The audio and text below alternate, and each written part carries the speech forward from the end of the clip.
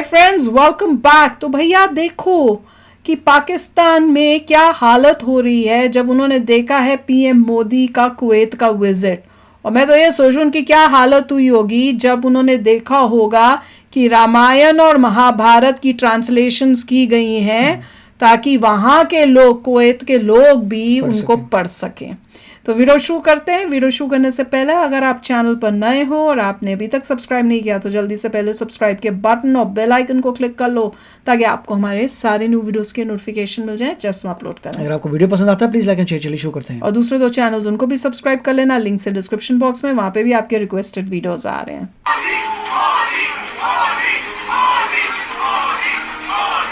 यही तो है,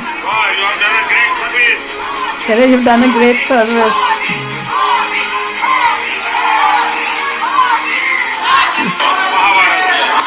महाभारत, वाह। Indian PM in 43 years। ये कहते हैं आईएफएस के रिटायर्ड हैं जो कुवैत में आ जाओ, जो सेटल हुए हैं अभी। कि वन बाय वन इंडिया जो है वो सारे के सारे मिडिल ईस्ट को विन करने की कोशिश कर रहा है। इंडिया के प्राइम मिनिस्टर का ये विजिट एक सिग्निफिकेंट विजिट इसलिए कहा जा रहा है, यानी भारत का प्रधानमंत्री कोई जो सालों में इतने डेकेड्स के बाद मोदी साहब is the first prime minister of India जो कुवैत का विजिट कर रहे हैं। पाकिस्तान ये समझते हैं कि जी सबसे ज्यादा जो अरब कंट्रीज में है ना वो पाकिस्तानी है, क्योंकि अरब कंट्रीज है ना भाई भाई, वो अभी तक वही उम्मा का जो चक्कर है ना वो चलता रहता है। लेकिन वो कह रहे हैं 10 लाख ऑफ इंडियंस जो हैं इनसाइड कुवैत, लीना कह रही है, हाँ एग्जैक्टली। और तो वो ये समझते हैं कि शायद नहीं सबसे बड़े जो ना सबसे ज्यादा वहां पर किसी मुसलमान कंट्री के हो सकते हैं, तो ऐसा नहीं होता। मैंने जैसा कहा ये बातें पुरानी हो गई। तो मोदी की जो गल्फ पॉलिसी कही जाती है वो एक इंडिकेशन है बहुत से कंट्रीज के लिए। और अब कुवैत का ये विजिट ये बताता है कि इंडिया कुवैत से बहुत सारे ऐसे एग्रीमेंट्स करने जा रहा है जो अभी तक शायद आपने ना देखे हो, जैसे कि एनर्जी के सेक्टर में और इंफ्रास्ट्रक्चर में। ऑलरेडी कुवैत इंडिया के अंदर इंफ्रास्ट्रक्चर, टेक्नोलॉजी, एनर्जी में $10 बिलियन की इन्वेस्टमेंट कर चुका है। लेकिन ये तो कुछ नहीं है, हम जब आपको बताएंगे कि इसकी विजिट की डिटेल्स तो आप और भी जान पाएंगे। देखिए ये मोदी साहब पहुंच चुके हैं और उनको बहुत वार्म वेलकम किया गया, रेड कारपेट वेलकम दिया गया उनको और गार्ड ऑफ ऑनर दिया गया। और इसके साथ ही उनकी जो मुलाकातें इस वक्त हो रही है वो अमीर कतर और क्राउन जो प्रिंस हैं उनके साथ भी उनकी मुलाकात है। उनको रिसीव किया गया है। उनकी जो कुवैत की लीडरशिप है उसने एयरपोर्ट पर उनको रिसीव किया। एक बहुत हाई फाई ये विजिट देखने को मिल रहा है जिसमें कुवैत की तरफ से बहुत इंतजाम किए गए हैं और इंडिया के प्राइम मिनिस्टर को बहुत प्रोटोकॉल दिया जा रहा है। ऑब्वियसली ये बात नहीं है कि किसी प्राइम मिनिस्टर को प्रोटोकॉल नहीं दिया जाता है, नहीं। बात ये है कि क्योंकि ये 43 इयर्स में भारत के एक प्राइम मिनिस्टर जो कि कुवैत पहुंचे हैं, तो ऑब्वियसली ये एक न्यू एरा है। कहा यह जा रहा है कि ये start of new era of ties between Kuwait and India. तो जब न्यू एरा होता है किसी चीज का तो ऑब्वियसली उसको उसी तरीके से बहुत हाई फाई प्रोटोकॉल के साथ किया जाता है स्टार्ट। अच्छा, इससे पहले आप ये बात याद रखिए कि लास्ट मंथ फॉरेन मिनिस्टर सारी डिफरेंट डांसेस और वहां पर खत्म हुआ they came to meet him. Foreign minister ने भारतीय प्रधानमंत्री प्राइम मिनिस्टर नरेंद्र मोदी साहब को the wisest leader of this world कहा था। उन्होंने कहा था कि नरेंद्र मोदी, मैंने वो वीडियो देखी सारा कि जिसके अंदर वो बातचीत कर रहे थे, तो कुवैत के फॉरेन मिनिस्टर ने डॉक्टर जयशंकर से बातचीत करते हुए कहा कि हम ये समझते हैं कि भारतीय वजीर आजम जो इंडियन प्राइम मिनिस्टर है वो दुनिया का सबसे वाइज लीडर है, सबसे अक्लमंद, और one of the most wise leader is Narendra Modi. ये उन्होंने बात कही थी एक माह पहले। तो उसी वक्त से जो ये बात शुरू हो गई कि अब इंडिया के प्राइम मिनिस्टर यहाँ पे दौरा करेंगे और MOU साइन हो रहे हैं, एग्रीमेंट साइन हो रहे हैं। देखिए जैसा मैंने कहा कि जो मोदी की गल्फ पॉलिसी या इंडिया की जो गल्फ पॉलिसी है, सिर्फ यही नहीं कि ये कुवैत की हम बात करें, जितने भी गल्फ कंट्रीज हैं आप ये देखिएगा, ये कौन है, ये किनके साथ है। आपको पता है कि यूएई के साथ इंडिया के कैसे रिलेशंस हैं, कि वहां पर तो मोदी साहब को एक बहुत बड़ा ऑनर दिया गया था, उनको मेडल्स दिए गए और उनको एजाजात से नवाजा गया था, आप देख रहे हैं। और इसी तरीके से ये देख लें आप तस्वीर, इससे आपको पता चलेगा। और सिर्फ यही नहीं बल्कि मैं आपके सामने कुछ और ऐसी जो है वो पिक्चर्स रखना चाह रही हूँ। अगर आपको याद हो तो इंडिया और सऊदी अरेबिया के बीच कैसे ताल्लुकात हैं वो तो आप जानते हैं। मोहम्मद बिन सलमान के साथ भी मोदी साहब जफ्फियां डालकर मिलते हैं और बहुत करीबी ताल्लुकात हैं। तो जो गल्फ पॉलिसी इंडिया की कही जाती है वो ये है कि इंडिया अपने कदम गल्फ में जमा चुका है। लेकिन ये बातें ना कभी पहले की हुआ करती थी। ये जो मुस्लिम उम्मा और मुसलमान ताल्लुकात, बिरादराना ताल्लुकात और एक तुम लोगों ने किए हुए थे, मुसलमान कंट्री, मुस्लिम कंट्री की वजह से रिलेशन जो है वो बड़े अच्छे हैं, क्योंकि भाई भाई हैं, क्योंकि बिरादराना ताल्लुकात हैं और उम्मा है। ये सब बातें पुरानी हो गई, ऐसी बातें नहीं हुआ करती हैं। ये दुनिया और दुनिया है। जो उस पास्ट में रहते हैं वो उसी पास्ट में रह जाते हैं, वो आगे नहीं बढ़ पाते। तो अब ये एरा वो है कि जिसमें हमने ये देखा कि जो भारत की पॉलिसी है, गल्फ पॉलिसी, वो बहुत जानदार है, बहुत स्ट्रांग नजर आई हमें।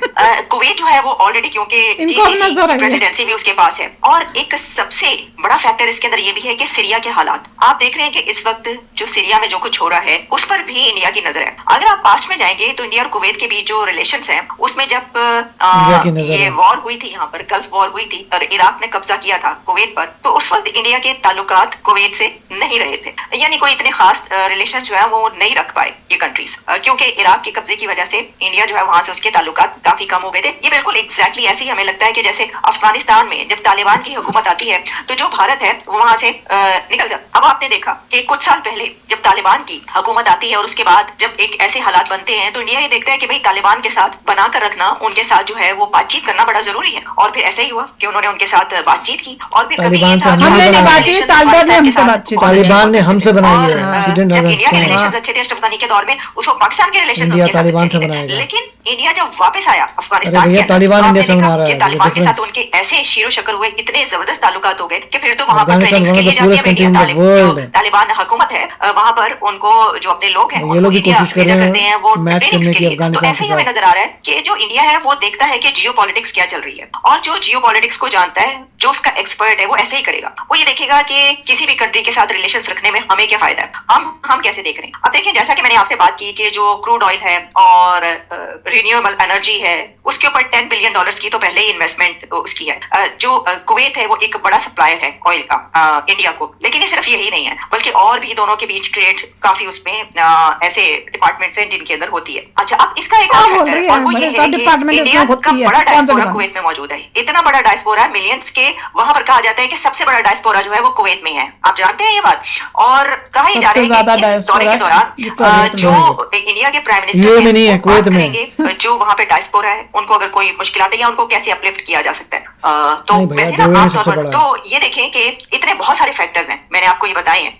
एक तो देखें जो गल्फ में चल रहा है, पर एनीवे इनके ऊपर बात करने की जगह न्यूज़ पे फोकस करना इज मच बेटर, क्योंकि नॉलेज है नहीं है। जिस तरह से बोली कि इंडिया ने तालिबान के साथ जो है बना के रखी, इंडिया को जरूरत नहीं है, तालिबान को जरूरत है, अफगानिस्तान को जरूरत है, उन्होंने बना के रखी है। हमें कोई फायदा नहीं हो रहा, उनको फायदा होता है, उनका इंफ्रास्ट्रक्चर हम बनाते हैं, उनको खाना और दूसरी सप्लाईज कर रहे हैं। तो उल्टा बोल सोचते नहीं है लोग, कुछ भी बोल ही जा रहे हैं just to speak for the sake of speaking, बस बोल रहे हैं, दिमाग और मुंह में वो जो है ना कनेक्शन लूज है।